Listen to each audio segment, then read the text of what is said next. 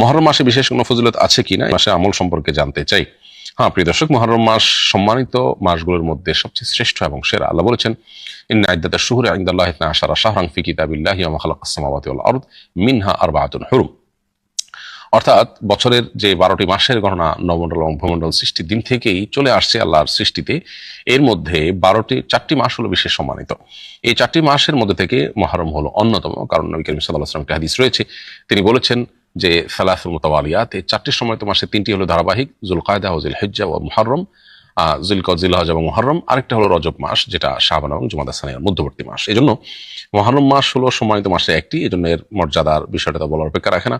দ্বিতীয়ত, সহিহ মুসলিমে আবু হুরায়রা রাদিয়াল্লাহু আনহু থেকে বর্ণিত হয়েছে যে নবী করিম সাল্লাল্লাহু আলাইহি ওয়াসাল্লাম বলেছেন, আফদালুস সিয়ামি বা'দা রমাদান শাহরুল্লাহিল মুহররম। রমজানের পরে সবচাইতে শ্রেষ্ঠ রোজা হলো আল্লাহর মাস মুহররম মাসের রোজা।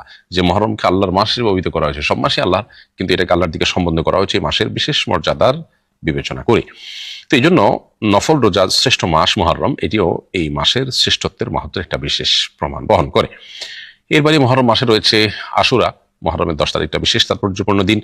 আবু কাতাদা রাদিয়াল্লাহু তাআলা আনহু থেকে সহিহ মুসলিমে বর্ণিত হয়েছে যে নবী করিম সাল্লাল্লাহু আলাইহি ওয়াসাল্লামকে এক ব্যক্তি জিজ্ঞাসা করেছেন আশুরা রোজা সম্পর্কে। তখন তিনি বলেছিলেন, আহতাসিবু আল্লাহি আন ইউকাফিরা সানাতাল্লাতী ক্বাবলা।